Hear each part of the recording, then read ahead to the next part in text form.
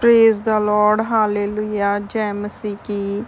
आज के लिए बाइबल का वचन नहूम 1 उसका 7 अध्याय, जिसमें लिखा है, यहोवा भला है, संकट के दिन में वह दृढ़ गढ़ ठहराता है और अपने शरणागतों की सुधि रखता है।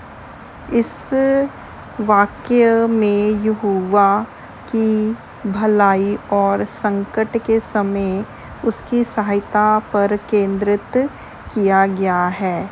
इसका अर्थ यह है कि यहोवा अंततः दयालु और भला है। जब लोग किसी कठिनाई या संकट में होते हैं तो वह एक मजबूत किले की तरह, एक मजबूत किले के समान उनकी रक्षा करता है। यह वाक्य हमें यह सिखाता है कि जब हम कठिन परिस्थिति का सामना करते हैं और हमें ऐसा लगता है कि हम किसी भी दिशा में आगे नहीं बढ़ सकते, तब हमें प्रभु यीशु, हमारा परमेश्वर खुदा, अपनी ओर देखने के लिए हमें कहता है और हमें सहायता प्रदान करता है, हमारी सुरक्षा करता है। उस कठिनाई, उस परिस्थिति से निकलने के लिए हमें क्या करता है? हमें एक रास्ता दिखाता है, हमें आगे बढ़ने का रास्ता दिखाता है ताकि हम उस मुश्किल परिस्थिति से बाहर निकल सकें। संकट के दिनों में जब इंसान असहाय महसूस करता है तो प्रभु उसकी ढाल बन जाते हैं।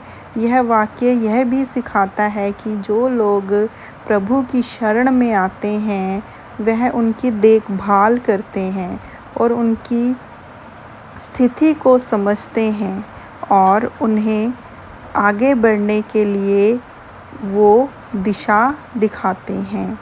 यह वाक्य हमें यह भी सिखाता है कि प्रभु का स्वभाव हमेशा भला और दयालु है। उनका प्रेम, उनकी सुरक्षा हमेशा हमारे साथ होती है, चाहे हम कितनी भी बड़ी मुसीबत में क्यों ना फंसे हों। जब भी हम किसी कठिनाई का सामना करते हैं, हमें यह विश्वास रखना है, यह विश्वास हमें रखना चाहिए कि प्रभु हमेशा ही हमारे साथ हैं और वह हमें उस कठिनाई से बाहर निकलने के लिए कोई ना कोई मार्ग ज़रूर दिखाएंगे।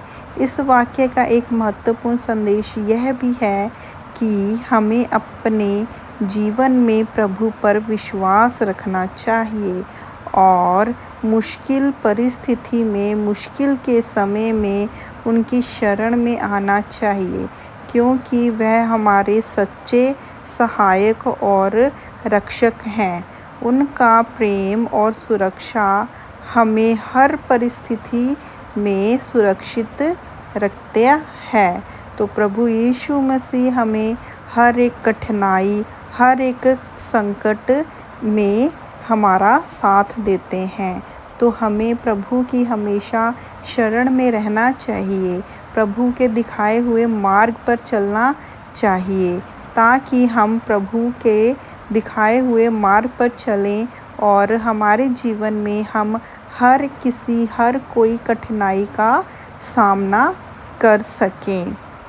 इस वाक्य में हमें यह भी बताया गया है कि धर्म के मार्ग पर चलने से हमें जीवन में हमेशा प्रभु के साथ चलने, उनके वचन पे चलने की राह मिलती है। यह जीवन केवल भौतिक ही नहीं है, बल्कि आत्मिक जीवन है, जिसे हमने प्रभु के साथ, प्रभु की महिमा में रहकर आत्मिक अनंत जीवन के रूप में व्यतीत करना है।